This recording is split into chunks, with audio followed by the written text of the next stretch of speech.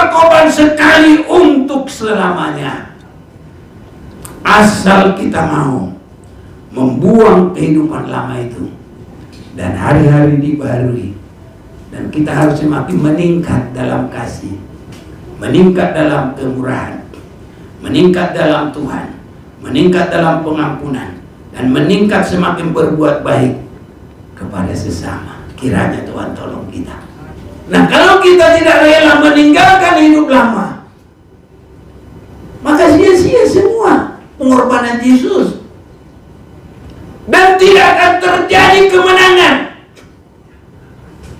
Tapi kalau kita, saudaraku, semakin rendah hati, semakin dikuduskan, semakin memiliki perasaannya seperti Yesus, semakin berani berkorban, saudaraku, tidak mempertahankan kebenaran kita, tapi rela untuk jadi berkat bagi orang lain. Kiranya Tuhan tolong kita. Haleluya, saudaraku. Ini, saudaraku, baru ayat 11. Dan mereka mengalahkan dia, itu iblis, oleh darah anak domba. Ini deh, darah anak domba adalah Yesus yang rela korban tadi.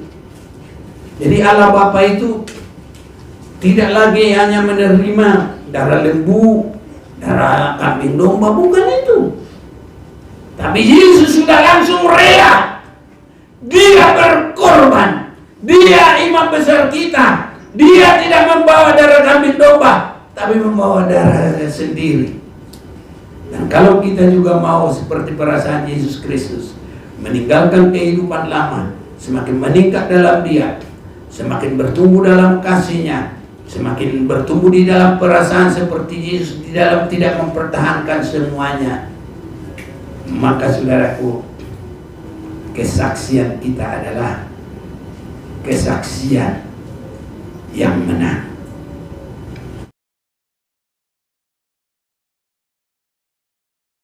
Amin. Salam, salam di dalam kasih Tuhan kita Yesus Kristus. Saudara semua yang ada di sini, saudara yang ada di rumah di mana saja pun, bersama dalam ibadah ini, sampai pun yang masih akan membuka dengan siaran ulang, maka juga YouTube. Tuhan Yesus memberkati. Salam. Saya mau mengajak kita memperhatikan dalam Imamat pasal yang ketiga,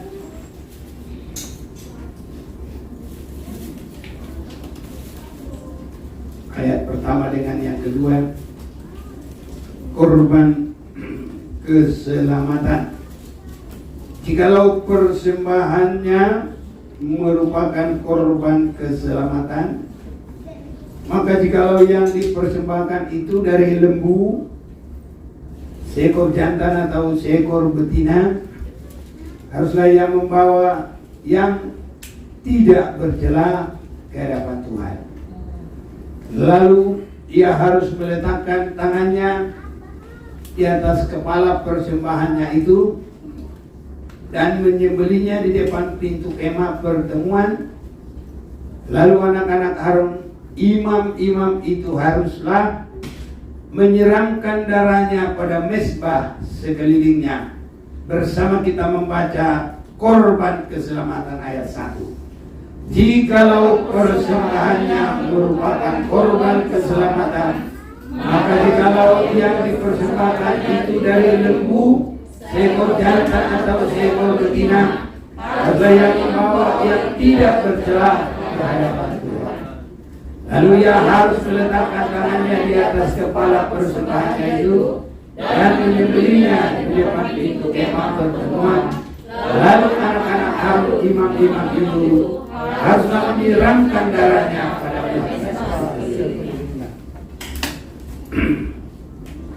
saudara-saudaraku, sejak ibadah yang ada Tuhan suruh bagi bangsa Israel, mereka harus mempersembahkan korban. Harus ada persembahan korban. Bahkan kalau dalam Ibrani disebutkan, kalau tidak ada korban, maka tidak ada penghapusan dosa. Ya. Dalam Ibrani pasal yang ke-9 ayat 22, dan hampir segala sesuatu disucikan menurut hukum Taurat dengan darah, dan tanpa penumpahan darah tidak ada pengampunan. Jadi bangsa Israel dengan setia melaksanakan ini. Sekitar 40 tahun mereka di tengah perjalanan, mereka selalu melaksanakan ini. Karena umat itu selalu banyak kelemahan dan kekurangan, maka sebanyak itu harus terus mempersembahkan korban keselamatan. Dan sesudah itu Salomo membangun rumah Allah, maka peraturan tentang korban ini tidak pernah ditinggalkan. Dan agama yang belum menerima kebenaran Yesus Kristus masih memakai korban itu, korban penghapus dosa. Mereka mencari kambing domba, bahkan ada lembu juga. Ini saudaraku, kalau kita boleh semakin memperhatikan, maka di dalam Yesus kita ini adalah orang yang sangat keberkatan. Bila kita masih rindu kepada kebenaran, berapa banyak kekurangan kita. Pelanggaran yang langsung, pelanggaran dalam pikiran, pelanggaran dalam hati, terlalu banyak. Mungkin tak sadar kita sudah berdosa dengan berbohong, mungkin menyakiti hati orang lain, mungkin lain-lain. Kalau kita masih mau kepada kebenaran, berapa saudaraku yang harus kita keluarkan uang? Taruhlah tidak membeli sapi karena terlalu mahal. Karena sapi itu saudaraku bisa di atas 5 juta, di atas 7 juta, mahal. Seringkali juga kita bersalah, bahkan kadang dalam sehari berkali-kali. Saking kita banyak, kadang nggak bisa diperhatiin lagi saudaraku.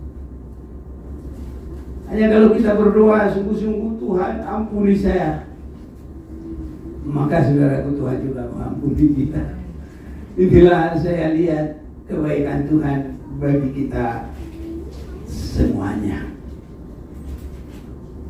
Saudara-saudaraku, di dalam hal ini memang Yesus sudah berkata, rombaklah bait Allah ini, akan aku bangun, dirikan dalam 3 hari.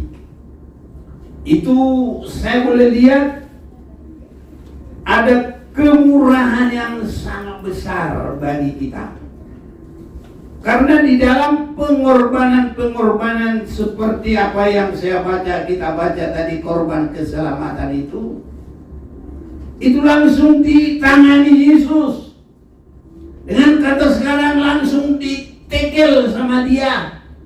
langsung diambil alih sama dia.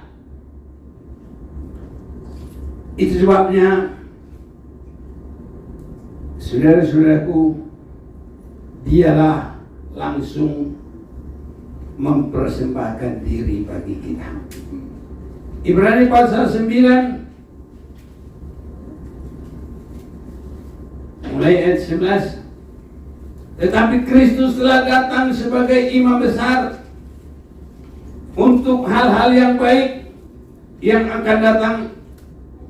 Ia telah melintasi kemah yang lebih besar dan yang lebih sempurna, yang bukan dibuat oleh tangan manusia, artinya yang tidak termasuk ciptaan ini. Dan ia telah masuk satu kali untuk selama-lamanya ke dalam tempat yang kudus, bukan dengan membawa darah korban, darah domba jantan, dan darah anak lembu, tetapi dengan membawa darahnya sendiri. Dan dengan itu ia telah mendapat kelepasan yang kekal. Inilah luar biasa, saudaraku, kasih Allah bagi kita. Jadi Yesus tidak membawa darah domba jantan dan darah anak lembu. Dalam ibadah-ibadah lama memang itu masih dilakukan. Tetapi kita baca di sini, Yesus Kristus dengan membawa darahnya sendiri. Jadi langsung ditangani, saudaraku, langsung ditekel untuk darah pengampunan itu. Itu sebabnya, saudara-saudaraku yang kekasih, kita semua harus sampai bisa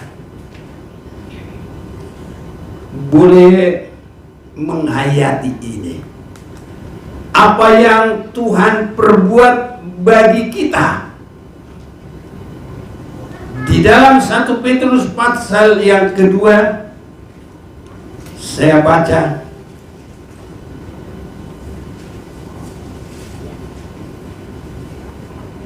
mulai ayat 21. Sebab untuk itulah kamu dipanggil, karena Kristus pun telah menderita untuk kamu dan telah meninggalkan teladan bagimu, supaya kamu mengikuti jejaknya. Jadi kalau tadi imam-imam di bumi ini memeriksa korban itu supaya layak dipersembahkan, tapi kalau Yesus memang dia tidak bercacat, tidak bernoda, dan dia rela menjadi korban. Dan korban itu, saudaraku, adalah jalan penderitaan. Kalau di dalam 1 Petrus pasal yang pertama ini sudah langsung di dalam seperti hitung-hitungan, itu sudah matangnya gitulah. Ayat 18, 1 Petrus 1 ayat 18. Sebab kamu tahu bahwa kamu telah ditebus dari cara hidupmu yang sia-sia yang kamu warisi dari nenek moyangmu itu, bukan dengan barang yang fana, bukan pula dengan perak atau emas, melainkan dengan darah yang mahal, yaitu darah Kristus yang sama seperti darah anak domba yang tidak bernoda dan tak bercacat. Ini terjadi bagi kita. Dan ini Yesus laksanakan, bukan hanya dalam umpamanya penderitaan 1 detik atau 1 jam. Tetapi kalau kita perhatikan dalam Filipi pasal yang kedua itu mulai dia masuk ke bumi ini. Dan apa dia bilang? Hendaklah kamu menaruh pikiran yang ada pada Kristus, yang walaupun dalam rupa Allah tidak menganggap kesetaraannya dengan Allah. Dia meninggalkan kealahannya. Ini saudara-saudaraku, saya boleh melihat di sinilah inti kekristenan itu. Itu sebabnya hanya di dalam Yesus Kristus ada kasih. Bangsa Israel sekarang pun mereka masih ada peperangan, masih ada balas. Itu di dalam Taurat. Tapi kalau di dalam kita, saudaraku, biar ada pikiran dan perasaan yang ada pada Kristus. Dia tidak membalas. Dia tunggu hari pembalasan. Dia tunggu hari penghakiman. Selama masih ada kesempatan, semua adalah hari untuk dinikmati, mengajak orang masuk dalam pertobatan. Ini yang luar biasa saya perhatikan, saudaraku. Yesus rela memberikan dirinya langsung menjadi korban penebusan. Kalau imam-imam bangsa Israel, dia bawa korban darah lembu, dia bawa korban kambing domba. Tapi Yesus tidak pakai itu. Dia korban dirinya sendiri. Biar itu boleh benar-benar termeterai dalam arah pandangan kita, dalam arah kehidupan kita, menjadi pandangan kita melakukan semua tindakan-tindakan, mulai daripada perasaan yang ada pada Kristus Yesus. Dan pemakaian yang pertama untuk itu, maka saudaraku, mulai ayat 18 tadi, 1 Petrus 1. Sebab kamu tahu bahwa kamu telah ditebus dari cara hidupmu yang sia-sia yang kamu warisi dari nenek moyangmu itu, bukan dengan barang yang fana, bukan pula dengan perak atau emas, melainkan dengan darah yang mahal, yaitu darah Kristus, yang sama seperti darah anak domba yang tidak bernoda dan tak bercacat. Ini, saudaraku, menebus cara hidup kita yang dulu sia-sia, yang kita warisi. Memang orang sebelum benar-benar masuk dalam bertobat, disatukan dengan Kristus dengan baptisan, pola pikir itu beda, saudara-saudaraku. Tukang balas, tukang nyakitin orang, ada kalanya belum bisa tidur kalau belum bisa nyusahin orang. Itu sebabnya kalau umpamanya sekolah, temannya sudah bagus-bagus mau duduk, ada aja yang narik dari belakang kursinya, jomplanglah ke belakang. Lah itu cara hidup yang lama. Langsung ada bukan mengasihi, tapi mau mencelakai orang. Ini, saudaraku, apalagi nanti untuk menolong masih terlalu jauh lagi, saudaraku. Apalagi nanti kalau seperti yang ada pada Yesus Kristus, tidak menganggap kesetaranya dengan Allah, melainkan meninggalkan semua, bukan untuk kepentingan dirinya sendiri, tapi untuk kepentingan kita. Nah, tadi kami sudah baca, tapi ada baiknya kita baca kembali dalam Ibrani 9 ayat yang ke-24.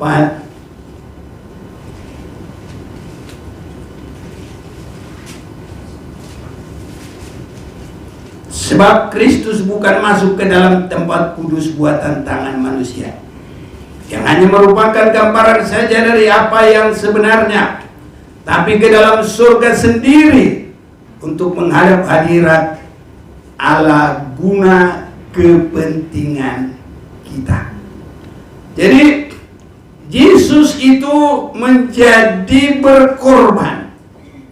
Yesus itu masuk ke dalam tempat kudus dengan membawa darahnya sendiri. Itu tadi kita sudah baca dalam ayat 12. Jadi itu namanya pengorbanan yang rela, yang tulus. Bukan untuk kepentingannya sendiri. Firman Tuhan bilang, ada orang yang rela mati untuk orang yang baik. Tapi Yesus rela mati untuk orang yang berdosa. Untuk apa? Tebusan dosa. Menyelamatkan orang lain. Ini suatu hal yang luar biasa.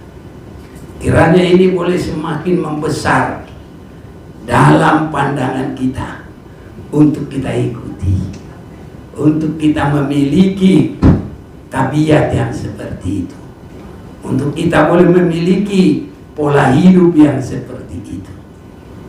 Itu dikehendaki Tuhan bagi kita.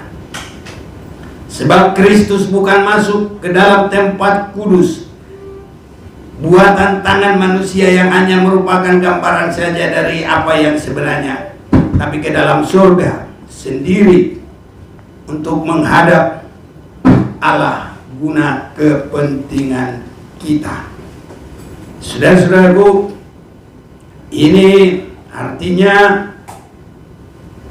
untuk kepentingan orang lain Yesus siap berkorban. Ini saudara-saudaraku.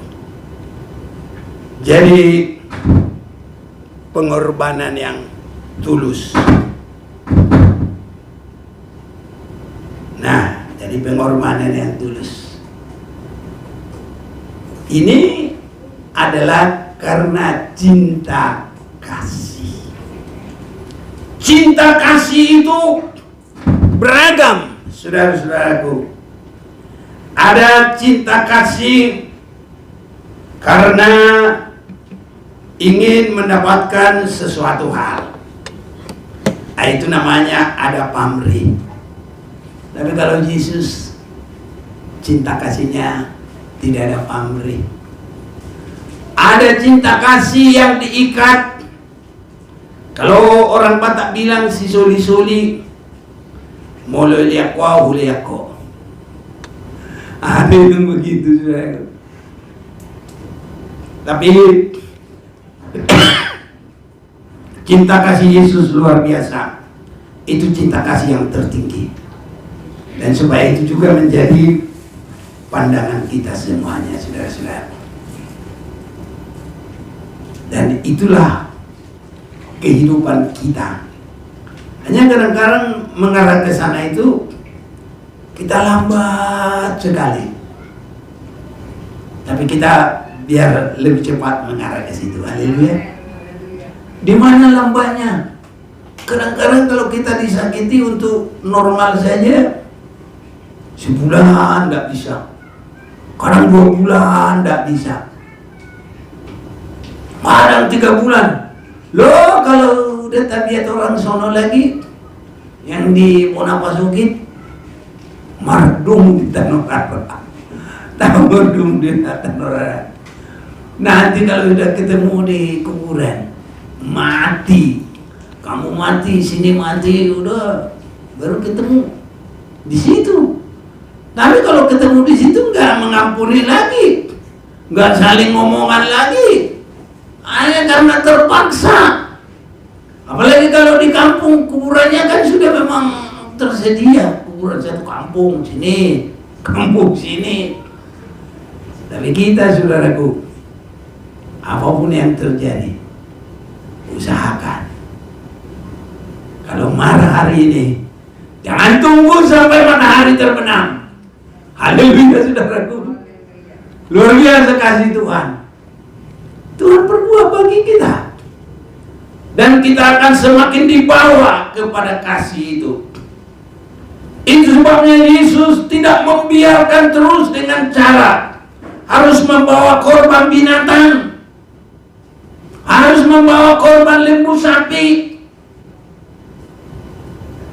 Saudara-saudaraku, mungkin orang kaya mau, tapi Berapa lama? Nggak habis nanti kekayaannya. Lembu sapi tiap hari, lembu sapi tiap hari. Habis juga, saudaraku. Tapi Yesus lakukan bagi kita, diselesaikan semua. Dia berkorban sekali untuk selamanya. Asal kita mau membuang kehidupan lama itu dan hari-hari dibarui. Dan kita harus semakin meningkat dalam kasih, meningkat dalam kemurahan, meningkat dalam Tuhan, meningkat dalam pengampunan, dan meningkat semakin berbuat baik kepada sesama. Kiranya Tuhan tolong kita. Ini harus semakin terjadi, saudaraku. Karena apa? Ini kita ini di sini ini kesempatan, saudaraku. Sebenarnya kita ini latihan ini semuanya, saudaraku. Kalau Tuhan kasih umur seberapapun itu latihan bagi kita untuk menjadi warga surga yang benar-benar. Ini latihan, saudara-saudaraku. Karena kalau pindah daerah aja, pindah negara, itu nggak gampang-gampang, saudara. Harus mau peraturan di sana, harus tanda tangan peraturan di sana. Nggak gampang pindah negara. Apalagi kalau mau masuk surga, saudaraku. Itu sebabnya Tuhan memberikan bagi kita Alkitab Perjanjian Lama, Perjanjian Baru. Ada 66 buku. Haleluya. Ini latihan kita, saudaraku. Itu sebabnya setiap ibadah kita ini harus sukacita bagi kita. Harus sampai rasanya ingin hari Minggu terus ketemu kebaktian dialog. Haleluya. Dan kalau nggak ada cinta kasih, nggak cinta kepada Tuhan, nggak cinta firman Tuhan, ya mana mau. Apalagi situ ngata-ngatain orang, itu buka borok-borok orang. Gimana orang mau datang, saudara-saudaraku? Tapi kalau kita semakin sehati dua mendoakan, satu perasaan seperti perasaan Kristus, dan satu perasaan untuk kita layak diterima di hadapan Tuhan. Saling mendoakan supaya menggunakan darah korban yang Tuhan buka oleh kesiapan dirinya sendiri. Itu bukan sehari dua hari. Menjadi manusia dia melayani. Dalam keadaan manusia sering dia dihina, diolok. Dia berbuat baik, bukannya diterima orang. Saudaraku, kita kalau berbuat baik nggak diterima, langsung pokoknya kita melayani, nggak dihargain orang. Oh, apa? Bisa-bisa nggak setia, tapi kita harus setia terus. Haleluya, saudaraku. Harus meningkat, sudah punya kedewasaan rohani. Yesus tidak mau kuliah sedikit pun, apapun itu. Kadang dia menolong orang, dia bilang dia kerasukan setan. Coba itu bayangin. Kalau kita berbaik hati melayani, ya bisa juga menolong orang. Orang bilang, wah itu kerasukan setan. Mungkin kita nggak setia lagi, saudaraku. Tapi Yesus setia sampai dalam hal itu. Walaupun Yesus itu harus sampai terakhirnya dijual oleh muridnya sendiri. Tahu kan yang menjual? Yudas. Berapa? Cuma 30 keping perak saja. Itulah, saudaraku. Kalau hati manusia itu tidak mau berubah, tidak mau mengasihi Tuhan. Yesus yang begitu berharga menjadi tebusan dosa yang melebihi dari emas perak, malah bagi Judas tidak ada artinya, cuma 30 keping perak. Padahal dalam 1 Petrus 1 tadi ayat 18, melebihi dari emas perak. Manusia ini kalau ibadahnya itu tidak benar-benar, saudaraku, Kristus itu bagi dia tidak berharga. Tapi di mata kita harus kita bilang, engkau termulia. Apa itu nyanyian kita? Kau yang terindah di dalam hidup ini, tiadalah Tuhan yang seperti engkau, kasih kemuliaan. Kau yang di hidup ini,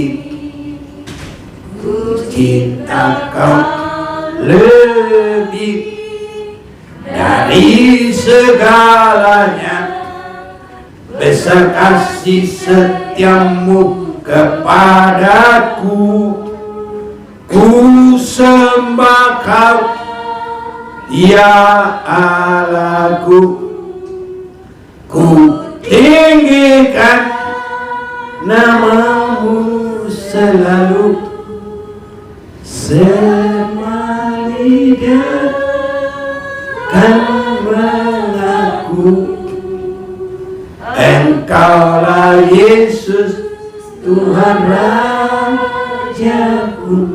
Saudaraku, kalau kita semakin menghargai Yesus itu, nanti kita akan semakin mengalami kasih kemurahannya.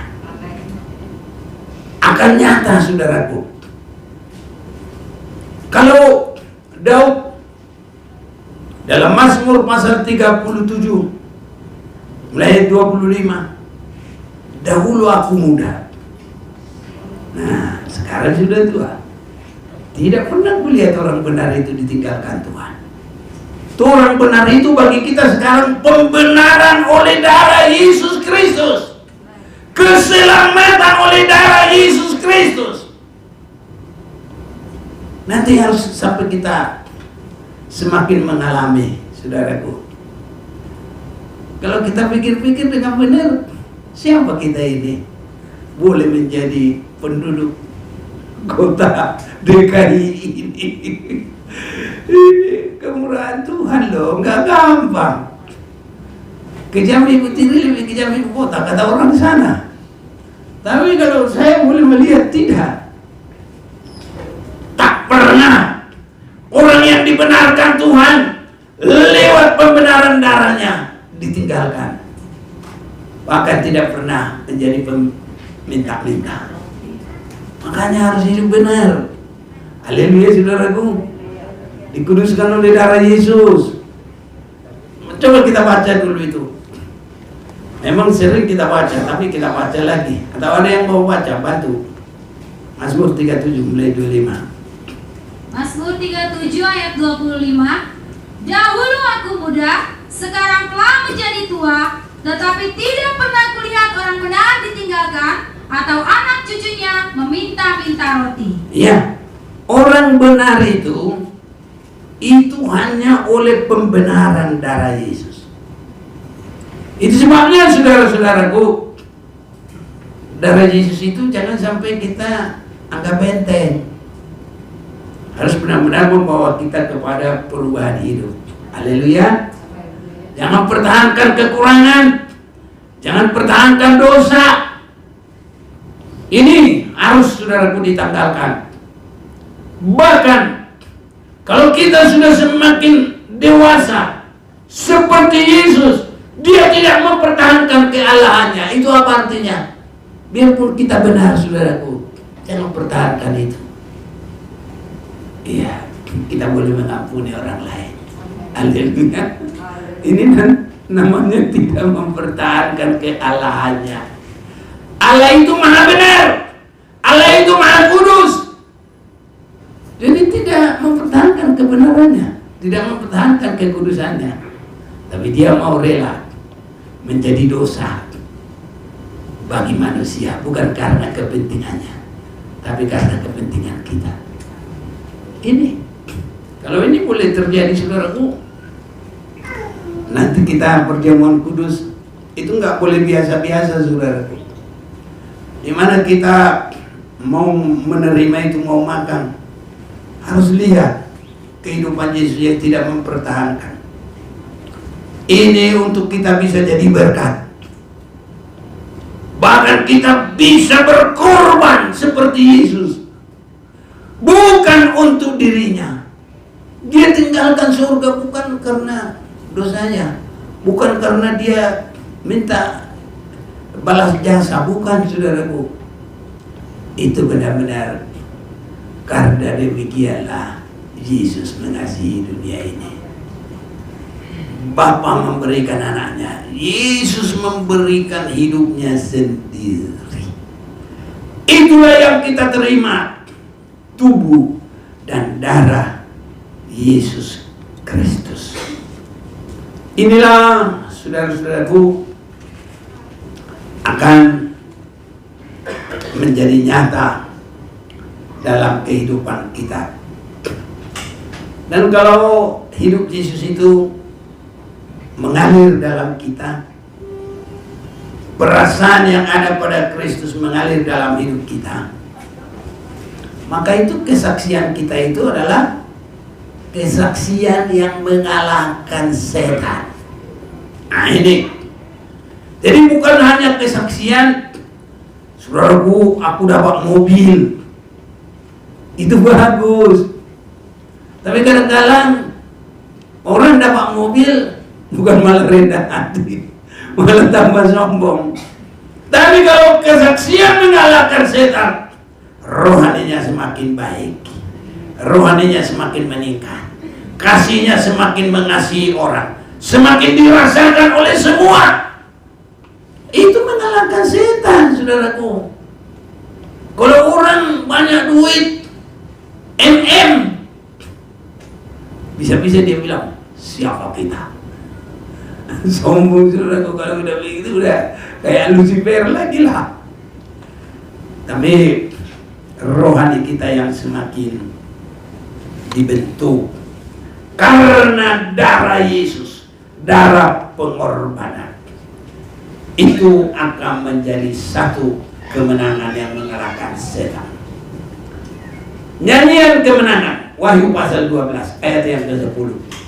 Nah, aku mendengar suara yang nyaring di surga berkata, sekarang telah tiba keselamatan.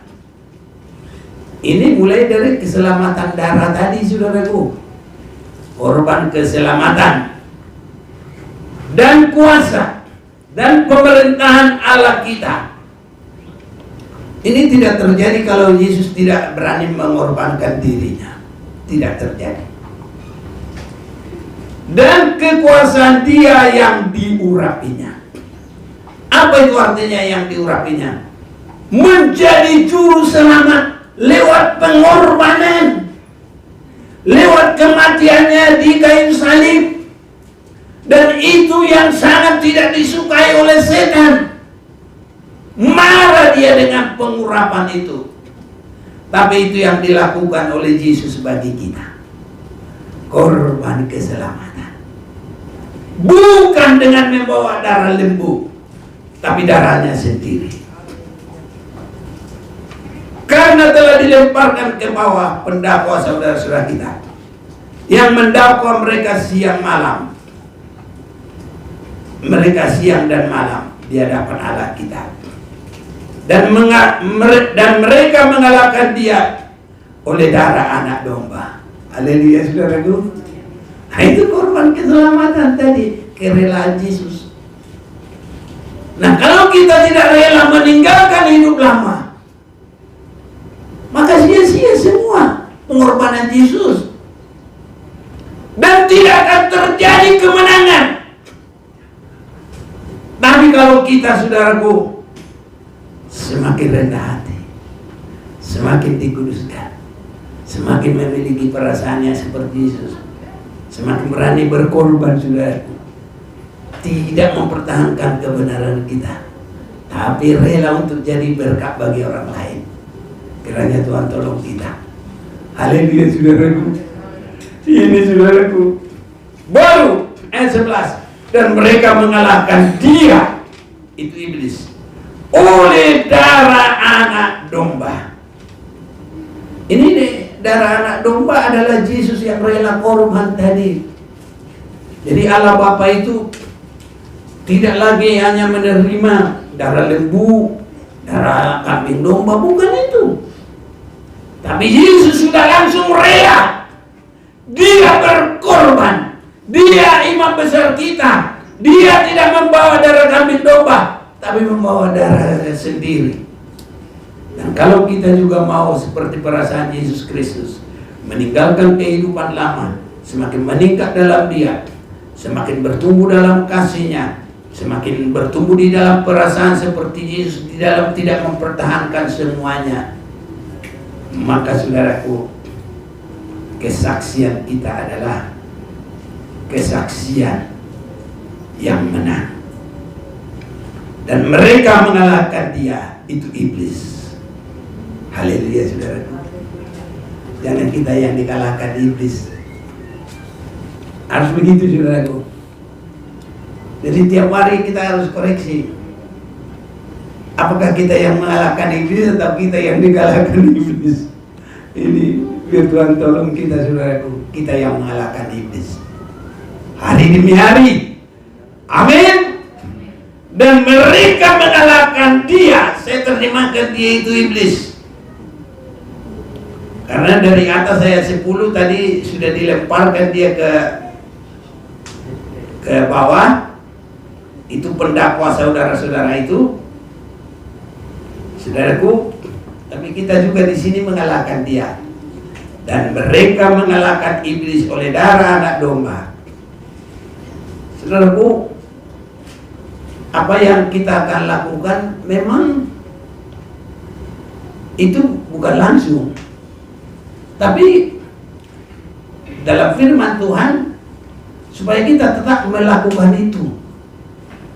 Dan karena doa dan karena penyuruhannya, maka roti itu bukan roti biasa lagi. Haleluya, saudaraku. Tapi ada kuasa tubuh Tuhan. Maka apa yang dicawan itu, mungkin itu belinya grab, mungkin anggur langsung diperas, ya nggak apa-apa. Malah kadang-kadang di kampung nggak ada bau-bau anggur, beli aja itu sirup yang agak merah-merah itu mantap. Tapi karena penyuluhan Tuhan, karena iman, ada kuasa Tuhan. Ini yang kita pentingkan. Dan mereka mengalahkan dia oleh darah anak domba dan oleh perkataan kesaksian mereka. Karena mereka tidak mengasihi nyawa mereka sampai ke dalam maut. Itu seperti Yesus Kristus. Dia tidak mengasihi dirinya. Haleluya. Dia tidak menganggap dirinya sama dengan Allah. Tapi dia mengambil rupa manusia. Dalam rupa manusia, dia bukan untuk dilayani, tapi untuk melayani, taat sampai mati. Saudaraku, mungkin kita belum ke situ, tapi ya itulah, harus berkembang. Kita belum bisa mengasihi orang lain dengan jadi korban. Ya minimal kita nggak boleh bikin sakit orang lain. Nah, kita belum bisa memberi sesuatu hal yang nyata, ya kita memberi doa lah. Nggak dia pun kita doakan. Siapa yang sudah pernah mendoakan orang yang menyakiti dia? Udah ya, syukurlah. Tapi kadang-kadang kalau yang terlalu dekat, nggak mau mendoakan. Dia disakiti suaminya, dia nggak mau doain suaminya. Dia disakiti istrinya, dia nggak mau. Tapi kita harus saling mendoakan. Haleluya, saudaraku. Biar Tuhan tolong kita, karena kita harus mengalahkan iblis dengan darah anak domba. Itu artinya apa? dengan perasaan yang ada seperti di dalam Yesus, yang tidak menganggap kesetaraannya dengan Allah, rela berkorban. Makanya nggak disebut darah yang lain, darah Yesus anak domba Allah. Dan tidak disebutkan di dalam raja segala raja, tetapi di dalam darah anak domba. Itu artinya penyerahan diri, pengorbanan. Dan yang mengalahkan bukan raja segala raja, tapi Yesus rela mati tersalib. Dan kalau dia bangkit, hai maut, di mana sengatmu? Kalah, saudaraku. Iblis dikalahkan bukan perang antar kuasa, tapi sombong dilawan rendah hati. Sifat tabiat iblis yang kasar, Yesus rela mati. Ini lawannya di situ, saudaraku. Itu sebabnya, dan mereka mengalahkan iblis oleh darah anak domba, pengorbanan, kerelaan Yesus Kristus. Karena mereka tidak mengasihi nyawa mereka sampai ke dalam maut. Karena itu bersukacitalah hai surga, dan hai kamu sekalian yang diam di dalamnya. Celakalah kamu hai bumi dan laut, karena iblis telah turun kepadamu. Supaya ini jangan terjadi, saudaraku, mari tingkatkan rohani. Seperti apa? Seperti bintang di langit. Karena kalau bumi ini udah tempatnya iblis nanti. Makanya kalau nggak mau meningkat rohani, diinjak-injak oleh iblis, saudaraku. Tapi kalau kita sudah naik ke langit, itu artinya dikuduskan oleh darah Yesus, dikuduskan oleh firman dalam pimpinan Roh Kudus, meningkat dewasa rohani. Itu di tingkat yang ketiga. Tingkat yang pertama, pertobatan yang baik. Tingkat yang kedua, menyesuaikan diri dengan firman Tuhan.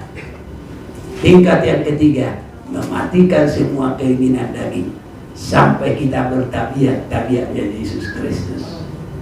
Ini langit. Langit ketiga lagi, saudaraku.